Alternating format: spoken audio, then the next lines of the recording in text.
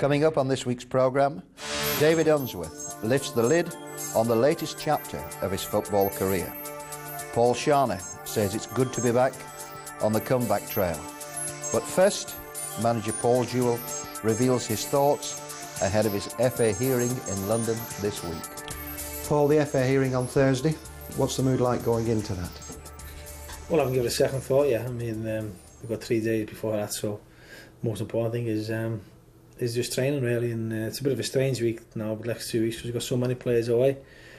I think from the team I played on Saturday, there's only 5 trainers for us, so it's a bit of a, I suppose it's a sign of how far we've come, like, but it's a worrying time for me because, you know, you've got likes of Antonio Valencia playing in San Francisco on the 28th of March. It you know, gives us problems for the challenge game, but you know, I suppose all managers are in the same boat. So how do you feel, Paul, going into the meeting? You know, I'll go there and I'll hopefully I'll get a fair hearing, and you know, hopefully it'll be you know, we'll come out and I've said my piece. I'll probably you know, I'll probably feel better after I've said my piece, but I might be a bit worse off. You mentioned a fair hearing. That's all you can really ask for under the circumstances, isn't it? Well, look, the hearing is, as I'm charged, and all I can say is, look, yeah, I don't deny what the referee said. I said to him after the ending game. What I'm trying to say to them is that, you know, these mitigating circumstances, and I acted in a certain way because of what had gone on the pitch in previous games with the referee, and hopefully they'll take that into account and treat me lightly. I take it you've prepared a strong defence. Yeah, well, yeah. I mean, I think the club have been helpful on that side as well. But I think my defence is there for all to see, really. But I don't deny I went on a pitch. I don't deny I spoke to the referee in a manner that he wasn't too enamoured with. But as I said before, I've got mitigating circumstances, I feel. I think the defence is the kind of character you have because you have a good word and a good name in football, haven't you? I don't know. I'm sure you have, though. I don't know. I know that, you know, what I said is you know, that's the way I felt at the time, and you know, it's easy to say control your emotions. If I could control my emotions that easy, I wouldn't be the type of manager I am, the type of person I am. So I don't apologise for being what I am. If what I am is what I am, and you take me or you leave me, so I'm not that bothered. But what other people think of me, to be perfectly honest, as long as my players respect me, and you know, I'm renowned for doing a decent job. That's what I'm interested in. I don't particularly worry about people liking me or not. I'd rather have respect than people liking you, unless it's your family, of course. Paul, I take it you've still had a lot of support from people within the football world ahead of the meeting. Yeah, I have, you know, and yeah, I see some of the incidents happen over the weekend. You know, taking a Blackburn game and the vital decisions, and the referees don't get them wrong on purpose. All I'm saying is they have to be accountable, and everyone's accountable, whoever it is, you know, and the referee shouldn't be any different, and I should be allowed to wear my opinions, you know. I've said before, plenty of positive things about referees. I've had no one from the FA bring me up saying thank you very much, but as soon as I say a negative or something that I feel strongly about, I'll come down on it like a ton of bricks. From a football point of view, you've never really looked back since the Arsenal game, have you? No, I think from a football point of view, we haven't really looked back since after we played Reading, where I felt we played really well for 40 minutes. We just seemed to get the belief in the squad. After that, took that into a game against Portsmouth. It was a big result for us, the Portsmouth result. And the Arsenal game was always going to be a bonus to us, and I think the way that it panned out, and I think that's why we were so upset. If we'd have been losing the game 2-0, you know, I wouldn't have reacted like that. I've been disappointed, but you know, to get so close to the Emirates, to maybe just getting a magnificent 3 points, and that 3 points, you know, would have looked fantastic. Now, it was so disappointing. But there was a lot of good things that came out of that game from the team point of view, the way we played, the way we applied ourselves, and we've been unbeaten since then. A point against Fulham at the weekend, but the cat very much amongst the pigeons with results for West Ham and Charlton. You know, 1 week, I've said it all along, 1 week, it's our week this week, and people talking about Manchester City and Stuart Pearce. It's nonsense, you know. All of a sudden, I'm driving home and unfortunately put the radio on, I'm ringing people telling me he's a great manager, and the week before he should be sacked. There's just no rhyme or reason to it. You know, one result doesn't make you a great manager. A few bad results don't make you a bad manager. So I think it's always going to be tight down the bottom. Charlton on a bit of a run. West Ham have had a result, and a good performance against Tottenham. It's talk about luck. West Ham haven't had much luck all season. They go to Blackburn, and arguably they've had two big decisions gone their way that could possibly turn their season around. So, we're all looking over our shoulders. Certainly, we're happy the way it's going for us at the moment, but we know we've got to get some more points. Yeah. I was speaking with Ian McNeil last week, and he said that what you've done this season, turning things around from the situation you were in, has possibly enhanced your reputation even more. Was that something that you just had to do, or something that had happened? Well, you got to do your best all the time. In that 8 game where we never won a game, I was doing my best, as with the staff, as with the players. It just wasn't happening for us. It is easy to lose your confidence and your belief when things are not going well, but I've got strong self-belief. I'm confident in my ability to do the job. So I never doubted the players, never doubted myself. But there were times where it was tough. There's no getting away from that. I probably think it's the first time in about 5 years we've had real tough times, and I was disappointed in a few people who but that they're entitled to question my ability. That's what they pay the money for. But I'd like to think the majority know that I've done a decent job here, and if I get sacked tomorrow or left tomorrow, I can still leave my head held high. And by the way, good luck for Thursday's meeting. Yeah, thanks. Competition time now, and you a chance to win 4 tickets for marquee hospitality at the forthcoming home game against Bolton Wanderers on Saturday, April 7th. To enter, all you have to do is answer the following question. At 5.5 million, who is Latic's most expensive signing? Is it A, Julius Agahauer, B, Denny Lanza, or C, Emil Heskey?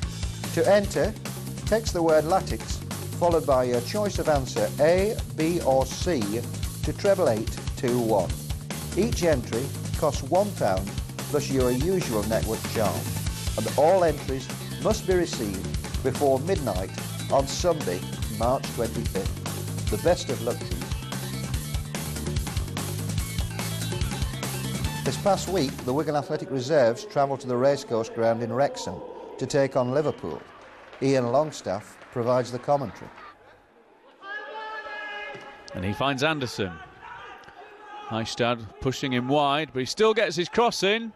Oh, and Ryan Flynn with a flying miss kick there, and El Zard at the end, nearly profiting. I think Russell Saunders just did enough there. And that was bouncing awkwardly and comes back to Thomas Syker, who lets rip with his right foot. So let's see what they can do here. Oh, and Agahauer and Dazu were up for that one, but I think they got in each other's way. That's another decent goal kick from Padelli. He does get some length on them. Liverpool still have the ball. Anderson with a neat little header, punched it through to Elzar. Oh, and he'll get that one back from Wigan. That's a bit of a gift. He's slipped his man. A decent effort. And it brought an equally decent response from Russell Saunders in the Wigan goal.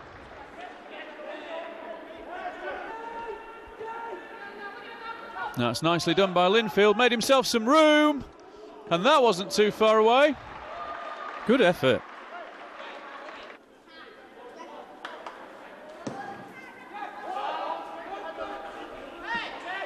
And looked like a push in the back, not given. Agahauer taking advantage, comes to Syker. Got a man going outside him, but he's switching it the other way. David Cottrell on the flank. Oh, and he's taking it first time. Don't know whether that was a shot or a cross, but would have been a great goal. Liverpool corner. Peter Moore with the foot in, didn't get over the first man. But Liverpool have a chance again to push for this first goal. But that's easy for Saunders.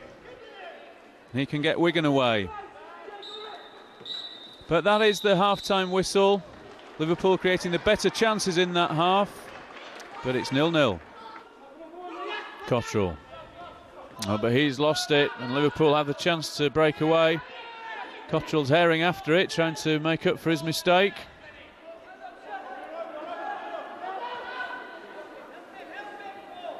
And Dazu across to tidy up. King. Oh, and that's risky. It's fallen to Linfield. And luckily for Chris King, he stubs his shot. Could have done better there, Craig Linfield. Oh, and he's away from his man, a slip by the Liverpool player. Can find Cottrell on this side. The man in the box, but pulls it back to Sharner, who has a go. Well, no sign of his knee injury there. We're going to have a chance to pile some more pressure on now. Comes out to Heistad. And a little lob over the side from him, and Johansson's in there. Agahauer, foul, kind of bundled the Liverpool player into the net there. I think that's fair dues. He doesn't. And Linfield's in behind Chris King here. There's danger, and Izridaj. He's only been on the pitch 30 seconds, and he scored with his first touch. Heads it down, and Russell Saunders no chance with that one. Can Wigan strike back? Oh, it struck the wall. No handball. And Idrizaj is storming up the field here. He's got men in support in the middle. He's going for it himself, and it's hit the post. Liverpool on the counter here. There's still danger. Latics really need to clear this. Spearing. And Insua with a rather ambitious effort. But the Austrian Idrizaj has certainly turned the game, and he wasn't far away from a winner there for Liverpool. Right, it's aimed at the far post where there's Linfield, but Luke Ashworth with a fantastic foot in there. He really did well. More pressure from Liverpool. And Izridaj, he's there. The super sub status is confirmed. His second goal. And surely there's no way back now for Wigan. And there is the final whistle. It was a fairly evenly matched game until the 71st minute when Idrizaj came on, and suddenly it's 2-0 to Liverpool.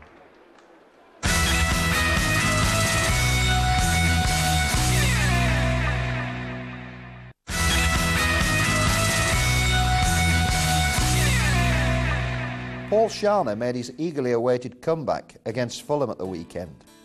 The Austrian international now reveals just how good it is to be back playing again. It was unbelievable, a really, really good feeling. I was really surprised about the supporters. It was unbelievable loud when I joined in, and yeah, I'm really, really happy to be back in. I was really pleased that I'm in the first 16, and yes, before the game I thought, yeah, when Paul Jewell needs me, I'm back, I'm ready, and yeah, and it was just waiting, and I tried to keep me warm the whole game. I was every 10 minutes for warming up, and I think it was a good idea. I think it was a really important time when I get injured. I missed a couple of big games, and sometimes it was really hard to see the team from the crowd, and it was not always a difficult time. But yeah, football is an athletic game, and you need your body fit and injury-free, and yeah, you have to expect.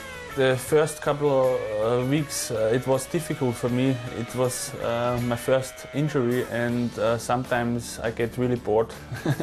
But I think this is normal. But I set up a target the 17th of March for my comeback, and it helps a lot.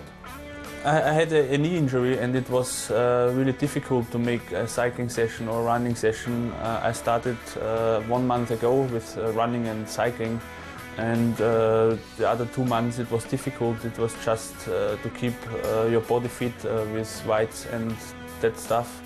And it was also not really possible to swim. And yeah, now I have to look on my fitness, and I try every day to get it back. And I think what I need is games to get game fitness. I have to say thank you for Alan Tomlinson, for the chief physio, and also all the stuff, all the treatment stuff. They did a really good job. And now I can say I'm back. I played 40 minutes the last game, and thank you for help. First of all, I think I want to help the team. I want to help the club to save the league and to get as many points as possible. And then on the second station, I think it's me, and I try to make some impact. Yes, I think the supporters expect a little bit of show on the pitch, you know. Yeah, I try to get always my smile.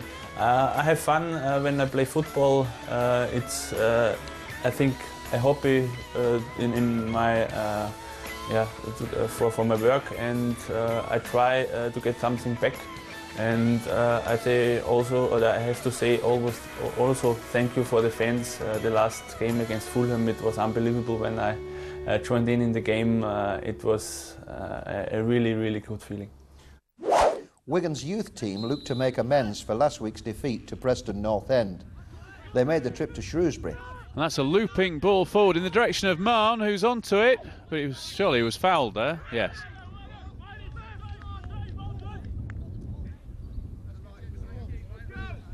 So Smith lining up for this one. Just got a nick off the wall. Yeah, I could have done better.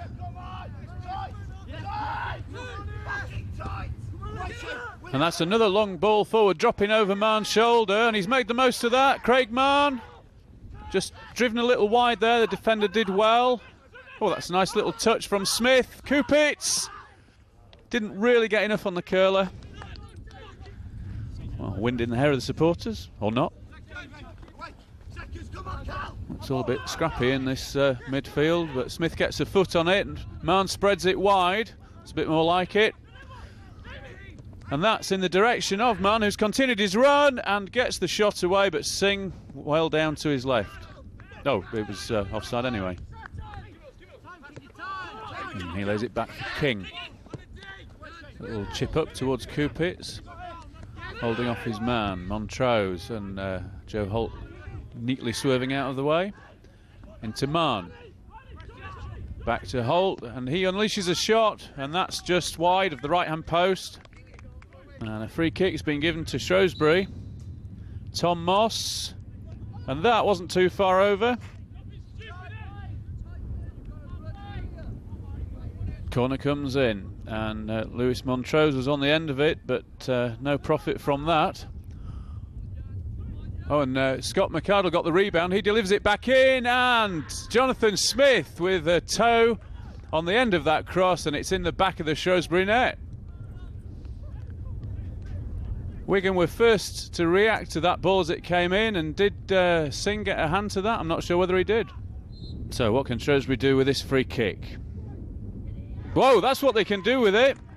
They can equalise. Ross Draper sneaking in there. There were at least 3 Latics defenders that didn't pick him up. So half-time with honours even in these windy conditions, and I think Wigan will be a bit disappointed to have conceded that late on. Peter Moore. Oh, and that's a fine save from Singh. Acrobatic stuff to get across to that free kick from Peter Moore. It was going in, just got his fingers to it in time. And that's an effective hoof upfield from McArdle.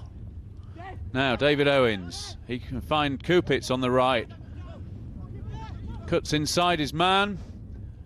He's riding a few tackles. Smith, and the final shot from Hansen wouldn't have mattered. Can Wigan find a winner here? He's back out, and no, there's no time. It finishes 1-1.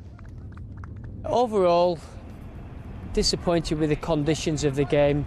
The pitch was hard, the weather conditions, the wind was terrible, and it was a real leveller. I thought overall we were the better team, but we weren't allowed to play our passing game that we usually play because of the conditions and the opposition we were playing against. But in games like this, you look for character, and the mental strength of the players.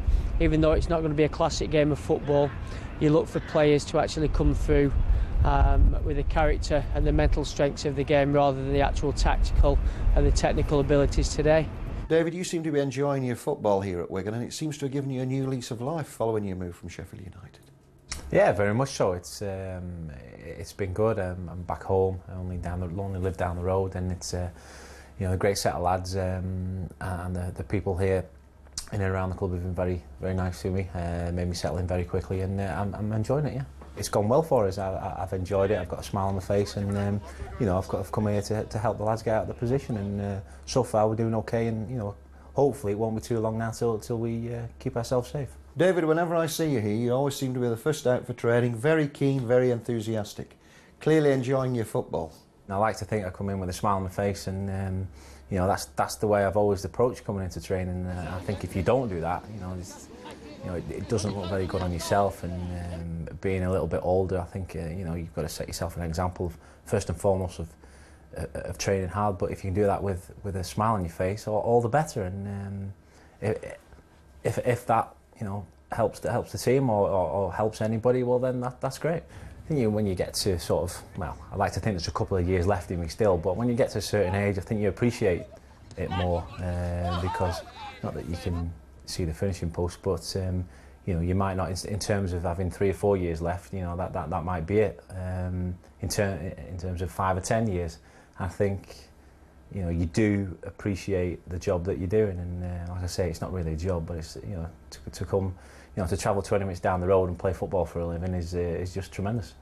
Now, what do you think has been a key factor in turning around Wigan's fortunes? Because when you arrived, they were in a precarious position. Yeah, there's no getting away from results in this industry.